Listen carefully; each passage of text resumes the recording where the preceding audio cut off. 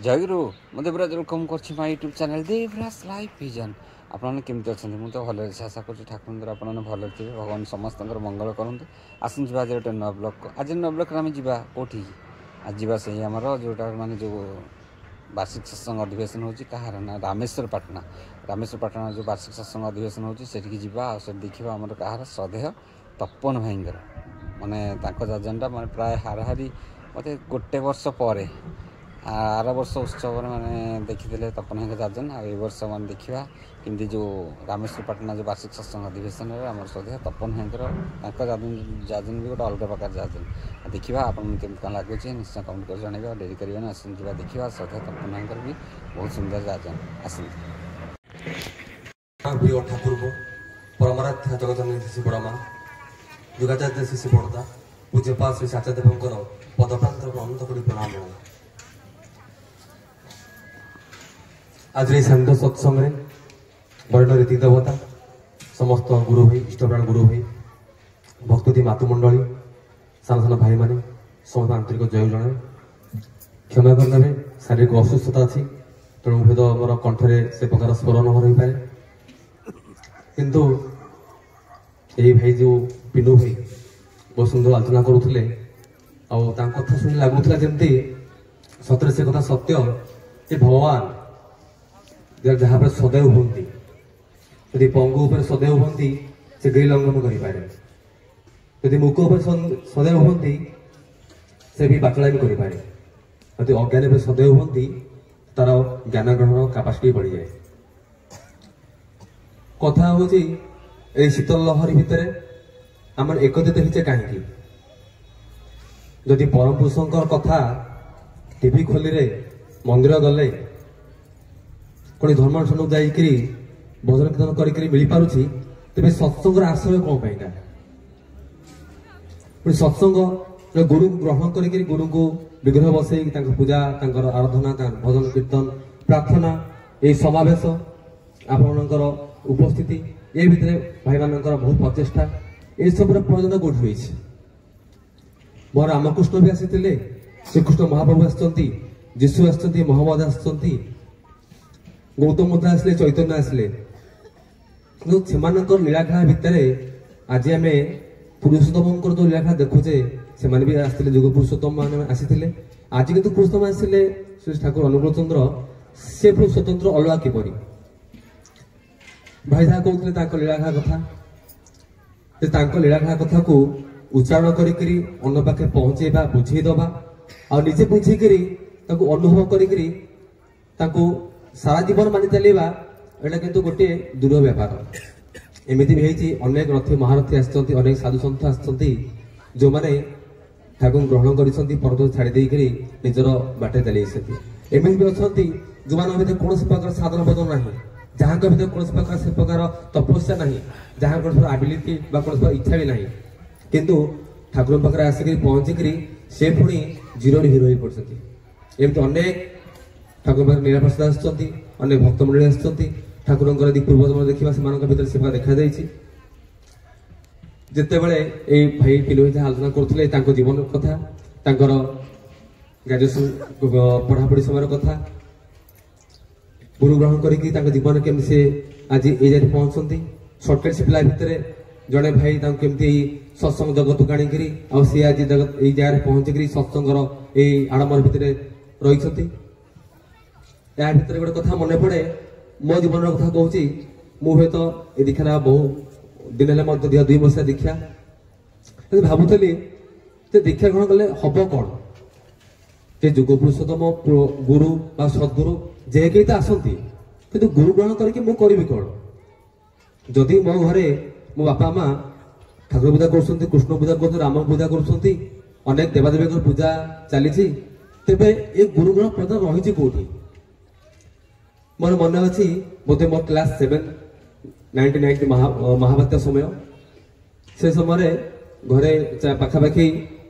अंधार राति से लाइट कटि जाए हठात गोटे बात्या जाइए मन तो बहुत भय से हाहाकार पड़ता है जे कौन करे ए प्रकार दुर्भिक्ष भितर मनीष बंचब केमी बापा आमर कहते यदि भगवान थांती मतलब आम भगवान को उपासना करूँ प्रार्थना करूँ पाखे मुंड नुआकी नमस्कार मुंडिया मारू तो भगवान रक्षा करती। एक कथा से दिन मन था मुझे 2 वर्ष दीक्षा ग्रहण कली से बापा पचारि जे बापा बहुत दीक्षा नहीं पचारे बापा यदि आम घरे कृष्ण को राम को पूजा करुचे तेरे गुरु ग्रहण करके प्रार्थना करवा इष्टपूजा करवा पुणी आसिक सत्संग बसवा ये पुणी दीक्षा पचास करवा घरे सत्संग दबा ये सब प्रयोजन कौन अच्छे गोटे भाई कहले जे गुरु बा पुरुषोत्तम आसती तो नुहे जन नुहे ये जिते संसार में जिते पानी अच्छा जिते तरुलता अच्छा जिते जीवन समस्त परित्राण में आसती तेणु से गुरु को ग्रहण करू आम जीवन सुधार सहित समस्त संसार धाटा आम उपर ही पड़े। जदि मु भावी मो घर मुझे एकुटिया अच्छी भलरे बंची पढ़ापढ़ी सारा कौन गला मोर किसी क्षय हम नहीं एटा भूल कथा। से दिन रामचंद्र वनवास गले राति पाइते हे तो से राधाभिषेक होकर राधा ही था कि पितृधर्म पालन करके पितृआज्ञा पालन करके वनवास गमन कले साथी भाई और स्त्री सौधर्मी सीता भी गले 14 वर्ष वनवास काटिले हे तो से भगवान श्रीकृष्ण कारागार दंड ग्रहण करके आसिक गोपरे बढ़िले लीलाखेला देखले परवर्त समय जना पड़ा जे पुरुषोत्तम आसिक कौन पे जीवनटा कौन आउ सी कहीं कौ कथा नहीं आसती विनाश करना विनाश करने से न तो भगवान कृष्ण आसिले कंस को विनाश कर गले राम आसिले रावण को विनाश कर गले आज किंतु आम जीवन में गुरुग्रहण करें आम जीवन आम प्रति लोमकूपर बसुवा कंस रावण को विनाश करने मनुष्य आज ये प्रकृति भितर चलुची जो प्रति मुहूर्त चिंता जे मु बंची मु खाइबी मु रही आउ कहार को धारणा मनीष तो मुझे पिन्नू भाई मैं जाइलु कथा होलु अविनाश भाई कथा कहले जदि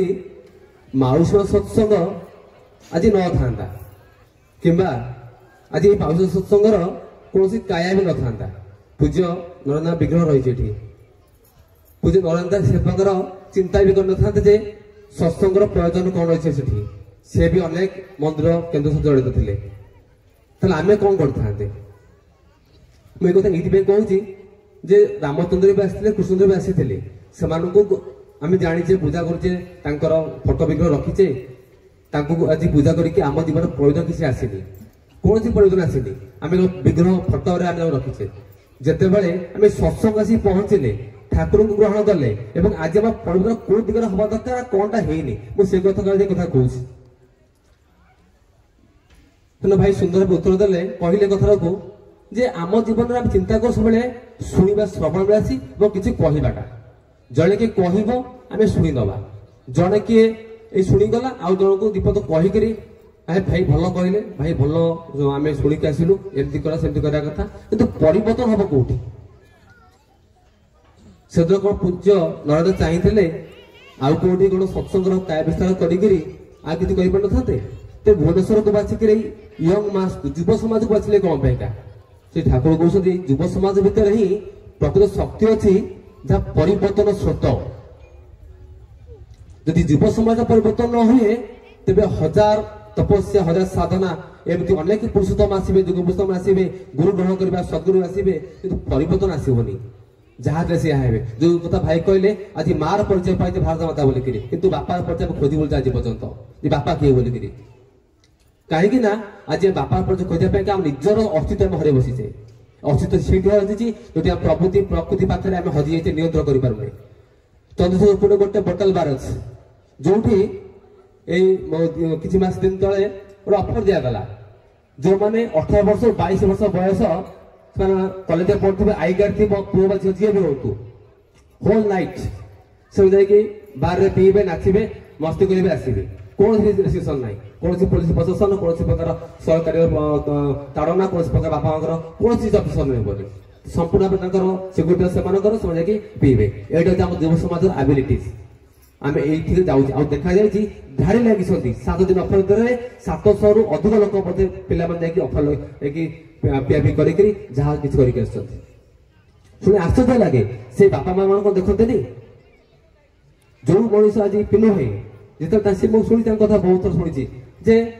हस्टेल रोते अनेक ही से मद गंजे खाई पे ମାତ୍ରା ଏବେ କହୁଥିଲେ ସେ କିନ୍ତୁ ସେ ବିପୁଳ ଭାଇଙ୍କ ସହିତ ମିଶିକିରି ସତ୍ସଙ୍ଗ ଆସିଛନ୍ତି, ସତ୍ସଙ୍ଗରେ ବସିଛନ୍ତି, ଅନେକ ଶୁଣିଛନ୍ତି, ଭାଇମାନେ ମିଶିଛନ୍ତି ଏବଂ ଆଜି ସତ୍ସଙ୍ଗ ଛିଡା ହେଇକି ଏଠି ଯାଜନ କରୁଥିଲେ, ଆପଣଙ୍କ କଥା କହୁଥିଲେ, ଠାକୁରଙ୍କ କଥାକୁ ପ୍ରାଣ ଭରି କହୁଥିଲେ। ନା କୌଣସି ଫଳ ଥିଲା, ନା କୌଣସି ଶଙ୍କା ଥିଲା, ନା କୌଣସି ପ୍ରକାର ମାନେ ଏମିତି ବାଧ୍ୟତା ଥିଲା। ତାଙ୍କ କଥାକୁ ସେ କହୁଥିଲେ ଏଇଥିପାଇଁକା ଗୁରୁ ଗ୍ରହଣ କରି ସେ ସେତିକି ଛାତି ହାତ ଦେଇ କହିପାରୁଛନ୍ତି ମୋ ଜୀବନ ପରିବର୍ତ୍ତନ କଣ ହେଇଛି ଆଉ କଣ ହବାକୁ ଯାଉଛି। ସେଥିପାଇଁକା ପୂଜ୍ୟ ନରେନ୍ଦା ଯାହା ଶୁଣିଛି ବଡ ବଡ ଭାଇମାନେ କୁହନ୍ତି ଯେ ଠାକୁର ତାଙ୍କ ଜୀବନରେ ଯାହା ଯାହା କହିଛନ୍ତି, ଯାହା ଯାହା ଅନ୍ୟମାନଙ୍କୁ ଉପଦେଶ ଦେଇଛନ୍ତି, ତାଙ୍କ ଜୀବନ କାଳ ଭିତରେ ତାହା କରି ଦେଖାଇଛନ୍ତି। କଲେ my life is my message and my message my life. ମୁଁ ଯାହା ଯାହା କହିଛି, ମୁଁ ଯାହା ଯାହା କହିଛି ତାହା ତାହା ମୋ ଜୀବନ ଭିତରେ କରି ଦେଖାଇଛି। ଉପଯୁକ୍ତ ସ୍ୱାମୀ, ଉପଯୁକ୍ତ ପୁତ୍ର,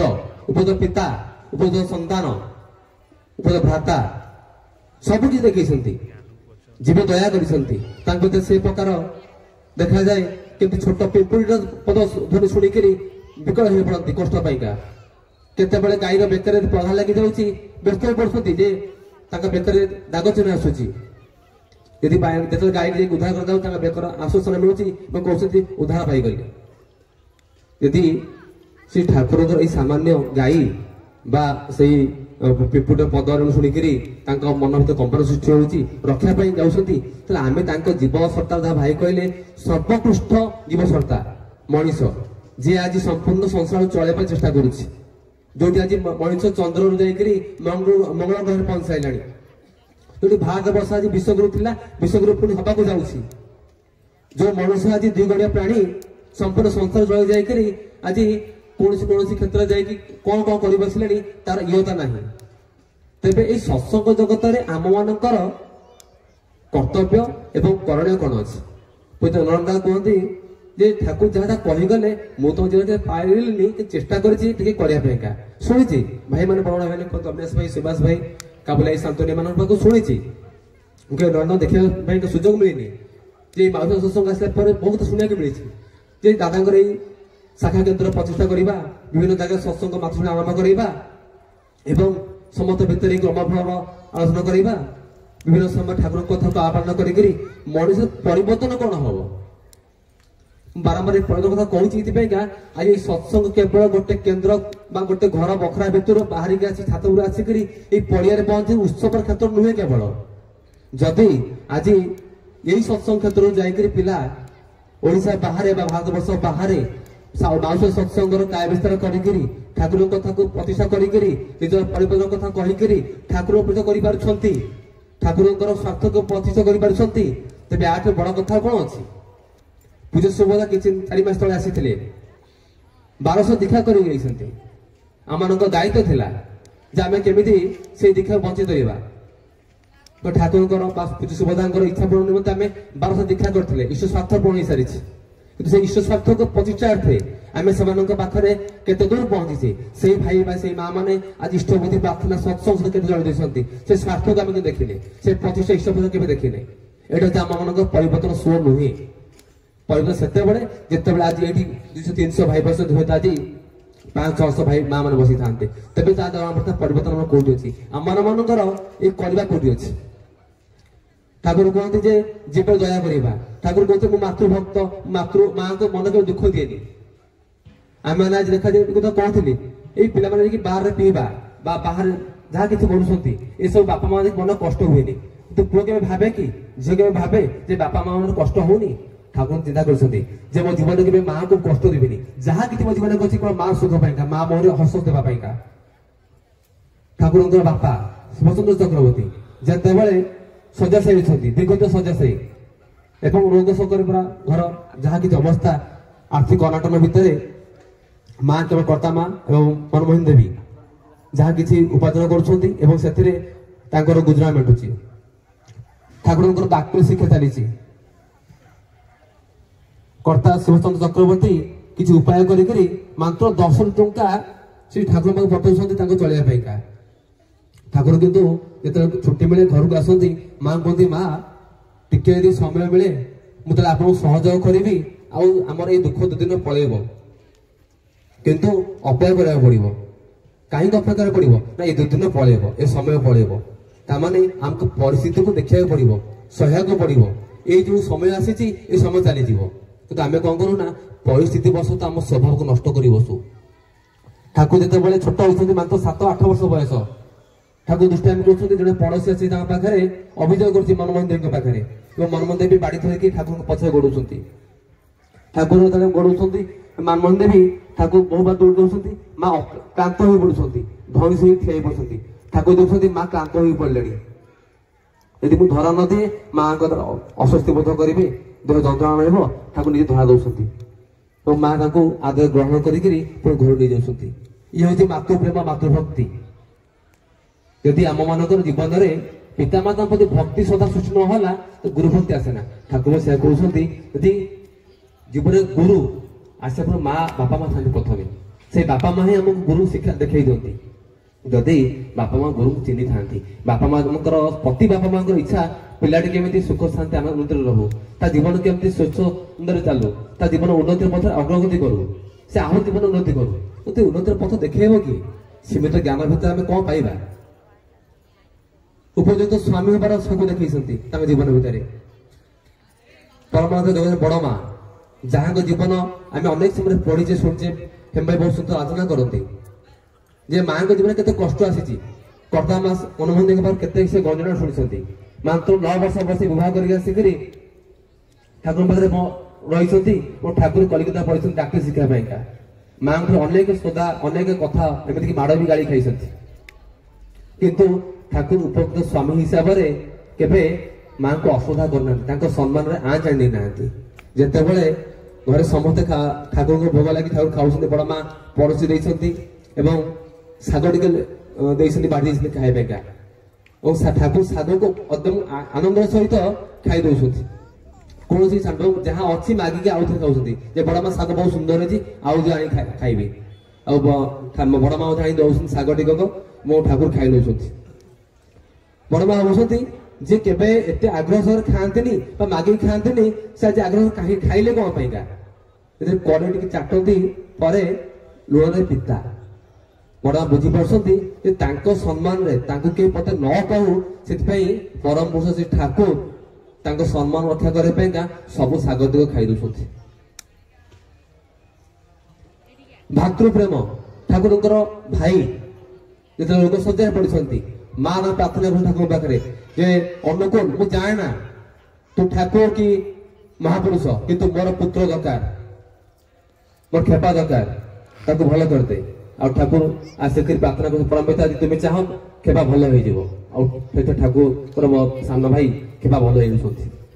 ଏ ହଉଛି ଠାକୁର ଲୀଳା ଖେଳା। କିନ୍ତୁ କଥା କହିବାର ଏହା ହଉଛି ଜିନିଷ ଯେ ଆମମାନଙ୍କ ଜୀବନରେ ଠାକୁର ଗ୍ରହଣ କଲେ ଏଇଥିପାଇଁକା ତାଙ୍କ ଅନୁଶାସନବାଦକୁ, ତାଙ୍କ କଥାକୁ ମାନିବା ପାଇଁକା। କେବଳ କଥା ଶୁଣିକିରି, ବହି ପଢିକିରି, ସତ୍ସଙ୍ଗ ଆସିକିରି ବା ଏହି ଉତ୍ସବ ମହୋତ୍ସବ ବା ବିଭିନ୍ନ ପ୍ରକାର ସମାବେଶ କରିକିରି ଏକଜୁଟ ହେଇକିରି ଖାଇ ପିଇକି ଯିବାର କଥା ନୁହେଁ। ପରିବର୍ତ୍ତନ ପୂଜନଙ୍କ କଥା ଶୁଣିଛି, ଭାଇମାନେ କୁହନ୍ତି ସତ୍ସଙ୍ଗ ସମୟ ହେଲା ପରେ ସେ 2 ମିନିଟ୍ ଆଗରୁ ସେ ବସିଥାନ୍ତି। ସତ୍ସଙ୍ଗ ଡିସିପ୍ଲିନ ମେଣ୍ଟେନ କରନ୍ତି, ଯାହା କୁହନ୍ତି କରନ୍ତି। କୌଣସି ପ୍ରକାର କଥା ଦେଇ କଥା ନ ରଖି ତାଙ୍କ ମନରେ ଜ୍ଞାନ ସୃଷ୍ଟି ହୁଏ, କଥା ରଖି ପାଇଲେନି ବୋଲିକିରି ପରେ ସେମାନେ ନିଜର ଭୁଲ ସ୍ୱୀକାର କରନ୍ତି। ଆଜି ଆମେ କଥାକୁ ବଡ ଭାଇମାନଙ୍କୁ ଶୁଣୁଛେ, ବହିରେ ପଢୁଛେ, ଠାକୁର କଥାକୁ ବୁଝୁଛେ, କିନ୍ତୁ ଆଜି ଆମେ ସେ ଶ୍ରବଣ ବେଳେ ସେଇକରି କୌଣସି ପରିବର୍ତ୍ତନ ଧାରୁନା। ରାମଚନ୍ଦ୍ର ବି ଚାହିଁଥିଲେ ବନବାସ ଯାଇନଥାନ୍ତେ, ଯେ ବାପା ତ କାଲି ସକାଳେ ମତେ ରାଜ ସିଂହାସନ ଦେଇଥାନ୍ତେ, ମୋର କଣ ପ୍ରୟୋଜନ ଯିବା ପାଇଁକା, କିନ୍ତୁ ପିତୃଆଜ୍ଞା ପାଳନ କରି ସେ ଗଲେ ମର୍ଯ୍ୟାଦା ପୁରୁଷୋତ୍ତମ ସେଥିପାଇଁକା। କିନ୍ତୁ ଆଜି ଆମେ ସେଇ ପୁରୁଷୋତ୍ତମଙ୍କ ସଂସ୍କାରକୁ ପଢିକିରି ବୁଝିକିରି କରୁଛେ କଣ? ସେ କଥା ଛାଡୁ, ଆଜି କଳିଯୁଗରେ ଯଦି ପୁରୁଷୋତ୍ତମ ଧର୍ମାବତରଣ କରିସାରିଛନ୍ତି, ଆମେ ଜୀବନରେ ବୁଝି ସାରିଛେ ଅନ୍ତତଃପକ୍ଷେ ଠାକୁର ଧରିବାକୁ ପଡିବ। ଆଉ ମୋ ଜୀବନ ଅନେକ ଅନୁଭୂତି ଭିତରେ ଯଦି ଆମେ ବୁଝି ସାରିଛେ ଯେ ଠାକୁର ହିଁ ମୋ ଜୀବନ ସର୍ବଶ୍ରେଷ୍ଠ, ଇଷ୍ଟପତି କରିବାକୁ ପଡେ, ପ୍ରାର୍ଥନା କରିବାକୁ ପଡେ, ସତ୍ସଙ୍ଗ ଆସିବାକୁ ପଡେ, ଏ ସବୁ କଲା ପରେ ମଧ୍ୟ ପୁଣି ମଣିଷ କାହିଁକି ସେ ପ୍ରଭୁ ଦେବକି ପଳାଏ? ଠାକୁର ଉଦାହରଣ ଦେଇ କହୁଛନ୍ତି, ଗୋପାଳ ପକା ଦେଖିଛ? ଯେତେବେଳେ ଉଡ଼ିକି ଆସେ ପ୍ଲେନ ଧରି ସାଉଣ୍ଡ କରି ଉଡ଼ିକି ଆସେ, ବା ସେ ଯୋଉ ବିଷ୍ଠା କି ଗୋବର ଭିତରେ ପଶିଯାଏ, ତାର ଆକର୍ଷଣ ତା ପଡିକି ରହିଯାଏ, ସେ ବୁଝିପାରେ ନା ତା ଭିତରେ ଗୋଟେ ଚିକଣ ଶକ୍ତି ଅଛି, ମଷ୍ଟ ଶକ୍ତି ବା ତେଲ ଅଂଶ ଅଛି, ପର ଧାଡି ଦିଏ ପୁଣି ଉଡ଼ିକି ପଳେଇବ। ଆମ ମାନଙ୍କର ସେ ଜିନିଷ ଗୁରୁ ଗ୍ରହଣ କରି ବୁଝି ସାରିଛେ ଯେ ଯଦି ମୋର ଏଇ ବୃତ୍ତି ପ୍ରବୃତ୍ତି ମନ ଭିତରେ ଆସିଛି ବା ମୋର ଗୋଟେ ଗ୍ରହ ଦଶା ପଡିଛି କର୍ମଫଳ ଭୋଗ କରୁଛି ଆଜି ଏ ପ୍ରକାର ବିପାକ ବେଦନା ଅଛି ଏବେ ଚାଲିଯିବ ଯଦି ମୁଁ ଇଷ୍ଟକେନ୍ଦ୍ରିକ ହୋଇ ଚାଲେ ମୋ ପ୍ରାଣ ଭୟ ତାଙ୍କୁ ଡାକେ ଆଉ ଯେତେବେଳେ ମନ ଭିତରେ କୌଣସି ମୋର ବୃତ୍ତି ପ୍ରବୃତ୍ତି ଅଛି ଯଦି ଇଷ୍ଟକେନ୍ଦ୍ରିକ ହେଇକି ଇଷ୍ଟକୁ ମନ ଧ୍ୟାନ ଦେଇକି ସାଧନ ମଧ୍ୟ ଭିତରେ ନାମ ଧ୍ୟାନ କରି ଚାଲେ ତେବେ ଏ ସମୟ ପଳେଇବ ମୋର ବୁଦ୍ଧି ପ୍ରବୃତ୍ତି ନିୟନ୍ତ୍ରଣ ହେଇଯିବ ମୁଁ ପୁଣି ସେଇ ସୁନ୍ଦର ମଣିଷ ଉଠିବି କିନ୍ତୁ ମଣିଷ ତା କରିପାରେ ନା କାହିଁକି ନା ଟିକେ ସୁଖ ସ୍ୱାଚ୍ଛନ୍ଦ୍ୟ ପାଇଁକା ସାମୟିକ ସୁଖ ଏବଂ କ୍ଷୀଣ ସ୍ୱାସ୍ଥ୍ୟ ପାଇଁକା ସ୍ୱାର୍ଥ ପାଇଁକା ଆଜି ସେ ବୁଦ୍ଧି ପ୍ରବୃତ୍ତିରେ ଜଡ଼ିତ ହୋଇ ବସେ ଆଉ ଯୋଉ ଦୁଃଖ କଷ୍ଟ ଭୋଗ କରେ ପରେ ଦୋଷ ଦିଏ ମୋ ଭାଗ୍ୟରେ ଥିଲା ଏଇଆ ଗୁରୁ ଗ୍ରହଣ କରିକିରି ସାକୁନ ଧରିକିରି ମଧ୍ୟ ପରିବର୍ତ୍ତନ ହେଲା ଲାଗିଛି କିନ୍ତୁ ପରିବର୍ତ୍ତନ ମୋ ହାତରେ ଅଛି ଯଦି ଗୋଟେ ଜିନିଷ ମାନେ ଯୋଉଟା ବଡ ଭାଇ କହୁଛି ଶୁଣିଛି ଠାରୁ କହିଲେ ସ୍ପଷ୍ଟ ବାଧ୍ୟ ମିଷ୍ଟ ବାସିବ ଗୋଟେ କଥାକୁ ମାନି ଚାଲ ମନ ତ କପଟ ରଖ ନାହିଁ ଯାହା କହି ସ୍ପଷ୍ଟ କହିବି କୌଣସି ପ୍ରକାର ବିଦ୍ୱେଷ ଭାବ ରଖିବେନି ଠାକୁରଙ୍କ କହିବା ହିସାବରେ ମୋ ଜୀବନରେ ଯେବେ କେବେ ଶୁଭ ଚିନ୍ତା ଆସେ ଯେବେ କେବେ ସତ୍ସଙ୍ଗର ଆଶ୍ରୟ ମିଳେ ଯେବେ କେବେ କୌଣସି ଇଷ୍ଟ ନିର୍ଦ୍ଦେଶ ଆସେ ସମୟ ମୋ ପାଖେ ଅଛି ସୁଯୋଗ ଅଛି ନିଶ୍ଚୟ କରିବା ପାଇଁ ପ୍ରାଣ ଚେଷ୍ଟା କରିବି କିନ୍ତୁ ଆକୁ ଆମେ ଆଡ଼େଇ ଦେଇକିରି ଆମର ବୃତ୍ତି ସ୍ୱାର୍ଥରେ ଆମ ମାନଙ୍କ ନିଜ ସ୍ୱଚ୍ଛନ୍ଦରେ ଆମେ ଚାଲିଯାଉ ଗୌଣ କରୁଛୁ ଇଷ୍ଟଙ୍କୁ ଗୌଣ କରୁଛୁ ଗୁରୁଙ୍କୁ ସେଟା ଯଦି ପାଣ୍ଡବ 5 ଭାଇ ମହାରଥୀ କୌରବଙ୍କର 18 ସେନା ସେମାନେ ଚାହିଁଥିଲେ ମଧ୍ୟ ଯୁଦ୍ଧ ବିଦ୍ଧ କରିପାରିଥାନ୍ତି କିନ୍ତୁ ଧର୍ମର ସବୁବେଳେ ଜୟ ହୁଏ ସେଥିପାଇଁକା ପାଣ୍ଡବ ଯେତେବେଳେ ଶ୍ରୀକୃଷ୍ଣଙ୍କ ଶରଣାପନ୍ନ ହୋଇଛନ୍ତି ଜାଣିଛନ୍ତି ଆମ ଜୟ ନିଶ୍ଚୟ ହବ ସେଥିପାଇଁକା ଯୁଦ୍ଧ ଆରମ୍ଭ ଶେଷ ପର୍ଯ୍ୟନ୍ତ ଆଜୀବନ କୃଷ୍ଣ ଶରଣାପନ୍ନ ରହିଲେ ଯଦି ଆମେ ଗୁରୁ କେନ୍ଦ୍ରିକ ହୋଇ ଗୁରୁଙ୍କ ଶରଣ ନେଇ ଚାଲୁ ତେବେ ଆମ ଜୀବନରେ ଧର୍ମ ଜୟ ନିଶ୍ଚୟ ହବ କିନ୍ତୁ ସେ ଧର୍ମକୁ ଧରି ରଖିବା ପାଇଁ ଆମ ଭିତରେ ସେ ବୃତ୍ତି ବହୁତ ଛାଡ଼ିବାକୁ ହିଁ ପଡିବ ସେ ବୁଦ୍ଧି ଛାଡ଼ିବା ପାଇଁ ହେଲେ ଆମକୁ ଯଜନ ଯାଜନ ଇଷ୍ଟ ପୁରୁଷ ସଦାର୍ପଣ ହେଇକରି ସତ୍ସଙ୍ଗ ଆଶ୍ରୟ ନେଇକରି ଗୁରୁ ଗ୍ରହଣ ଚାଲିବାକୁ ପଡିବ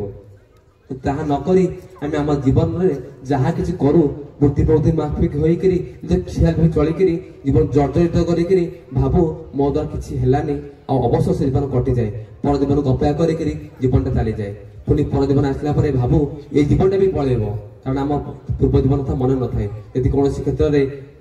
ଏ ଅବଶୋଷ ହୁଏ ଯେ ପାରିଲିନି ଆଉ କଣ କରିବି ଶେଷରେ ଆମେ ଚିନ୍ତା କରୁ କଣ ଯାହା ତ ହେଲା ଦେଖାଯିବ ଏବେ ଦେଖିବା ଚାଲ କୌଣସି ମଠ ମନ୍ଦିର ଦେଖିବା କୌଣସି ଜାଗାରେ ଯଦି ଟୋଳକା ଟୋଳି କଣ କରି ଡେଉରିଆ ବାନ୍ଧିକି ତାକୁ ଦେଖିବା ଏସବୁ ଧନ୍ଦାରେ ପଶିଯାଉ ଠାକୁର କହିଲେ ସବୁ କ୍ଷେତ୍ରରେ ମଣିଷ ଯଦି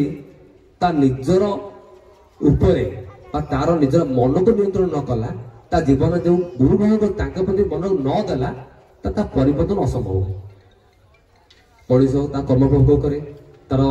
ପୂର୍ବଜନ୍ମର ଯାହା କର୍ମଫଳ ଅଛି ତାକୁ ନେଇକି ଚାଲେ ସତ୍ସଙ୍ଗ ଆସି କଲେ କି କର୍ମଫଳ ତାର କାଟିପାରେ ସେ ଆସିକି ପୁଣି କାଟି ନ ପାରିଲେ ପୁଣି ପଛକୁ ଫେରିଯାଏ ଏ ସବୁ ଜଣ ଭାଇ କହିଲେ ଉତ୍ଥାନ ପତନ ଅଛି ସମୁଦ୍ର ତରଙ୍ଗ ପରେ ମଣିଷ ଜୀବନ ତରଙ୍ଗମୟ କିନ୍ତୁ ତରଙ୍ଗ ଭିତରେ ମଣିଷକୁ ଆଗକୁ ଯିବାକୁ ପଡିବ ଏଇ ଶୀତଳ ସମୁଦ୍ର ଭିତରେ ଗଭୀର ଭିତରେ ପଶିବାକୁ ପଡିବ ଶେଷରେ ଗୋଟେ କଥା କହି ରଖିବି ପ୍ରଦୀପ ଭାଇ ଅଛନ୍ତି ବହୁତ ସୁନ୍ଦର ଆଲୋଚନା କରିବେ ଠାକୁର କହିଲେ ସଦ୍ଗୁଣ ଶରଣାପନ୍ନ ହଉ ସତ୍ନା ମନନ କର ସତ୍ସଙ୍ଗର ଆଶ୍ରୟ ଗ୍ରହଣ କର ଅବିନାଶ ଭାଇଙ୍କ ପାଖରେ ଗୋଟେ କଥା ଶୁଣିଥିଲି ଯେ ଠାକୁରଙ୍କ ପାଖରେ ଜଣେ ଭାଇ ପ୍ରଶ୍ନ ପଚାରୁଛନ୍ତି ଯେ ଠାକୁର ଜୀବନରେ ଯଦି ଗୁରୁ ଗ୍ରହଣ କରିକିରି ମନରେ ଏ ପ୍ରକାର ଅବଶୋଷ ଆସେ ଗୁରୁ ଗ୍ରହଣ କରିଛି ଆଜି ମାନିବି କାଲି ମାନିବିନି ଆଉ କେତେବେଳେ ଭଲ ମନ୍ଦ ଅଛି କେତେବେଳେ କେମିତି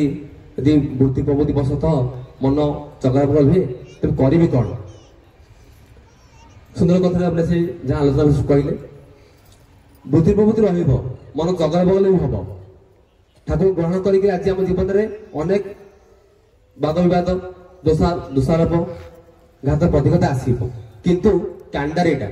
ଯଦି ଆଜି ହୁଏତ ମୁଁ ସକାଳୁ ପ୍ରାର୍ଥନା ଠିକ କରିପାରୁନି ବିଶ୍ୱାସ କରିପାରୁନି କିନ୍ତୁ କରିବାର ପ୍ରଚେଷ୍ଟା ମାନେ ମୁଁ କରିବି ଏଇ ମନୋଭୂତି ମୁଁ ପାରିବି ଏଇ ମନୋଭୂତି ହଉନି ହବ ଏଇ ମନୋଭୂତି ହଉନି ବୋଲି ଛାଡ଼ିଦବା ପାରିବିନି ନ କରିବା ଆଉ ହଉନି ଟୋଟାଲ ହଉନି ବୋଲି ସବୁ ଛାଡ଼ି ଦେଇକରି ନିଜକୁ ଦୂରେଇ ଦେବା ଏଇଟା କିନ୍ତୁ ଆମର ଦୁର୍ବଳତା ସେଥିପାଇଁକା ଯେତେବେଳେ ଆମେ ଦୀକ୍ଷା ଗ୍ରହଣ କରୁ ସତ୍ସଙ୍ଗ ଆସୁ ଭାଇମାନେ କୁହନ୍ତି ଆମେ ଅନ୍ତତଃ ଚେଷ୍ଟା କରିବା ଯେ ଟିକେ ତାଙ୍କ ସହିତ ଚାଲିବା ପାଇଁକା ତାଙ୍କୁ ଧରି ଟିକେ ଆଗକୁ ବଢିବା ପାଇଁକା ଆମ ଜୀବନ ଯେତେ ଟିକେ ସମ୍ଭବ ସେତେ ଟିକେ ହବ ଆମେ ଅଧିକ କିଛି କରିପାରିବାନି ଆମର କୌଣସି ସେ ପ୍ରକାର ମାନବିକ ଶକ୍ତି ନାହିଁ ତାଙ୍କର ଯଦି ଶକ୍ତି ନ ମିଶେ ଆମେ କିଛି କରିପାରିବା ତେଣୁ ଆମର ଶକ୍ତି ସୀମିତ ତାଙ୍କ ଶକ୍ତି ମିଶିବା ପାଇଁ ଆମକୁ ଦରକାର ତାଙ୍କ ଶରଣାପନ୍ନ ହେବା ପାଇଁକା ଯଦି ଶରଣାପନ୍ନ ହଉ ତେବେ ଆମକୁ ତାଙ୍କ ଦିଗରେ ଚାଲିବା ପାଇଁକା ସୁଯୋଗ ମିଳେ। କିନ୍ତୁ ଏ ସୁଯୋଗ କେତେ କେତେ କ୍ଷେତ୍ରରେ ମିଳେ କ'ଣ, ଯଦି ଆମ ଅନେକ କେନ୍ଦ୍ର ମନ୍ଦିର ଅଛି, କିନ୍ତୁ ମୁଁ ବିଶ୍ୱାସ କରେ ମୋର ନିଜର ଅନୁଭୂତି, ନିଜର ଗୋଟେ ପ୍ରଚେଷ୍ଟା, ନିଜେ ସେ ଭିତରେ ରହିକି ଦେଖିଛି। ଦୀର୍ଘ ଯେତେ ଦିନ ହବ ଠାକୁରଙ୍କର ଦୀକ୍ଷା ଗ୍ରହଣ କରିକି ଏଇ ମାଉସୀ ସତ୍ସଙ୍ଗ ପ୍ଲାଟଫର୍ମ ଭିତରେ କାମ କରିବା ଦେଖିଛି ଏବଂ ଗୁରୁ ଭାଇଙ୍କ ସଙ୍ଗତ ଦେଖିଛି ଯେ ଏଇ ଜାଗାରେ ପ୍ରେରଣା ମିଳେ, ଠାକୁରଙ୍କୁ ଧରିକିରି ପ୍ରେରଣା ମିଳେ। ଯୋଉ ଯୁବ ସମାଜଟା ପରିବର୍ତ୍ତନ ଚାହୁଁଛି ଯେ କାଲି ସକାଳେ ଯଦି ସତ୍ସଙ୍ଗ କିଏ ପ୍ରଧାନମନ୍ତ୍ରୀ ହୁଅନ୍ତି ତା ମନରେ କ'ଣ ସେ ଭାବ ସୃଷ୍ଟି ହବ ଯେ କି ବିଶ୍ୱଗୁରୁ କରିବା ପାଇଁ ଭାରତକୁ କୋଉ ଚେଷ୍ଟା କରିବ। ମୁଁ ଦେଖିଛି ପୂଜ୍ୟ ନରେନ୍ଦ୍ର ଭାଇ ଏଇ ଆଲୋଚନା କରନ୍ତି, ଯଦି କାଲି ସକାଳେ ଗୋଟେ ସତ୍ସଙ୍ଗୀକୁ ସେ ପୋଷ୍ଟ ଦିଆଯାଏ ତା ମନରେ କ'ଣ ଚିନ୍ତା ରହିବ, ସେ କ'ଣ ପରିବର୍ତ୍ତନ ଆଣିବ। ଠାକୁର ଶିକ୍ଷା ଦୀକ୍ଷା ବିଭାଗ କଥା ତିନିଟା ଜିନିଷ ପରିବର୍ତ୍ତନ ଆସିଲେ ସମାଜର ପରିବର୍ତ୍ତନ ନିଶ୍ଚିତ ହବ। এই কথা যদি গোটে সৎসঙ্গ গুরু ভিতরে আসে আর তাকে সে প্রকার পোস্ট দিয়া যায় নিশ্চয় আসব। এবে জনে ভাই পোস্ট করলে বিজেপির জনে লিডর জেপি নড্ডা স্বাস্থ্যমন্ত্রী যাই ପୂଜ୍ୟ ଆଚାର୍ଯ୍ୟ ଭାଇ ଦର୍ଶନ କରିକି ଡିସ୍କସନ କରିକି ଆସିଛନ୍ତି ସ୍ୱାସ୍ଥ୍ୟ ଉପରେ। ଆଗାମୀ ଦିନରେ ଏହି ପାଦ ପରିବର୍ତ୍ତନ ହଉଛି, ଏହାପରେ କ'ଣ କରାଯାଇପାରିବ। ପୂଜ୍ୟ ଅପିନ୍ଦା ଆସିକି ବିଧିପତି ମହୋତ୍ସବ ଆୟୋଜନ ହଉଥିଲା, ପଚାରିଲେ ଯେ ଉତ୍ସବର ଆୟୋଜନ କରିଛ ଆରେ ମାନେ କ'ଣ, ଉତ୍ସବ କରିବାର ଉଦ୍ଦେଶ୍ୟ କ'ଣ, କେବଳ ଲୋକ ସମାଗମ ନା ଲୋକଙ୍କ ଭିତରେ ଇଷ୍ଟ ସ୍ୱାର୍ଥ ପୂରଣ କରିବା। ଛୋଟ ପିଲାଟି କହୁଛି ଠାକୁର ଦାଦା ମୁଁ ଜାଣି ନା କ'ଣ ଏଠି ନହେଲା ନହେଲା, କିନ୍ତୁ ଏତିକି ବୁଝେ ଯେ ମୋ ଭିତରେ ଯୋଉ ଇଚ୍ଛା ଅଛି ଆଉ ଆଜୀବନ ଠାକୁରଙ୍କୁ ଧରି ଚାଲିବି ଆଉ ଡିପୁ ଏକ୍ସଟ୍ରା କରିବି। ମୋ ଜୀବନରେ ଠାକୁରଙ୍କୁ ନ ଧରି ଚାଲିବାର ମନ ଭିତରେ ନ ଆସୁ, ଏ ପ୍ରାର୍ଥନା ମୋ ଠାକୁରଙ୍କ ପାଖରେ। କିନ୍ତୁ ଆମମାନଙ୍କ ଭିତରେ ଏତିକି ପ୍ରାର୍ଥନା ରହିବା ଦରକାର, ଯୋଉ ପ୍ଲାଟଫର୍ମଟା ଆମେ ପାଇଛେ, ଯୋଉ ପ୍ରେରଣାର ଉତ୍ସ ପାଉଛେ, ଯୋଉ ସ୍ରୋତ ଦେଇକି ଆମେ ଆଜି ଗତି କରୁଛେ, जो गोटे डाकरारे 1215 दीक्षा होची, पूज्य सुबोध आगमन होची, जो डाकरारे आज 10टा 9टा केंद्र दीक्षा उत्सव पालन होची, जो डाकरारे आज आम से आग्रता सृष्टि होची जे इष्ट स्वार्थ इष्ट पश्चात आमनकर शीत लहरी किछि काम करूनी। कारण सुनामी आसे सुनामी भितर आमे भी आज इष्ट पश्चात काम करिबा, संगत होई काम करिबा, ए स्रोत लेके आगु बढ़िबा। तबे से स्रोत आमन उज्जीवित करिबा, सेते बेले आमे एक प्राण एक मन लेके चलिबा। अनेक बाद विवाद दोष आरोप रहिबो, अनेक कथा रहिबो, अनेक मनुष्य आसिक चली दिबे, अनेक भाई मां मान आसिक तांकर सम अधिकार चली दिबे, किंतु सेही सत्संग माउस संजा पूज्य शुभ नरेंद्रଙ୍କର पृष्ठभूमि जहाँ आज से 30 वर्ष कर जाइछन्ति, जहाँ को आमे बड़ भाई पाखरु बड़ भाई मान पाखरु सुनुछे, जहाँ को कथा को आमे केवल सुनुछे मात्र केवल देखिने के तांकर पाटु सुइने, जेते कथा सुनिकरी आमे शिरण सृष्टि होचे ठाकुर कौन चाहिए कौन करते आम टे से शक्ति जागृत आम कर मु तो प्रार्थना रखी जे पूज्य नरेंद्र से पृष्ठभूमि मौसम सत्संग यही शाखा केन्द्र मान जो उत्सव होची उत्सव लहर प्रतिनियत चली था आमर ये इच्छा पूर्ण हो ठाकुर आम भितर कथा को करे दौरान जो इच्छा जे शिक्षा दीक्षा विभाग कथा परिवर्तन देखिए मनीष युव समाज परिवर्तन हम युव समाज पुणी आगू बढ़ आ मुख्य स्रोत सामिल होकर सत्संग काया को आगू नब। मोर परवर्ती भाई सत्य जेपी भाई जे कि जड़े साधक भजन लोक जहाँ कथा आम अनेक समय शुणीचे जहाँ कथा को आम भाई मैंने बहुत समय शुणिक निजर जीवन परिवर्तन आनी जे ठाकुर कथा कहवा सहित माउस सत्संग पूजा नंदा कथा अनेक भाई कथा को तोड़ रखती जहाँ कथा को आम अनेक समय शुणा चेष्टा करुचे कथा भितर परिवर्तन पूरा सृष्टि हुए जे मुझे करी केमी के आज हूँ तो शुणी गले काली मन न पड़ पारे किंतु विपद समय से सिचुएसन मन पड़ जाए कौन करार अच्छी तेणु अनेक समय आम कथा को हे ख्याल न करें कौन कथा मान भर परिवर्तन निश्चय आनब बेका कथा को शुणा सहित मन कर दरकार जे मो जीवन परिवर्तन आसव केमी ठाकुर आम को अनेक कथा ग्रंथ आकार बही आकार बही पद आकार पाणी आकार किंतु मो जीवन परिवर्तन गोटे मात्र जीवन में आजीवन चलवा भल पाई चलवा कहले धर्म मूर्त हुए आदर्श दीक्षा अनुराग अनुराग रही कथा मानि चले सपाद मुख्य कर चले तेरे परिवर्तन अवश्यमापिक। परवर्ती भाई सदस्य जेपी भाई आगामी कथा को तोड़ रखिए। जय गुरु।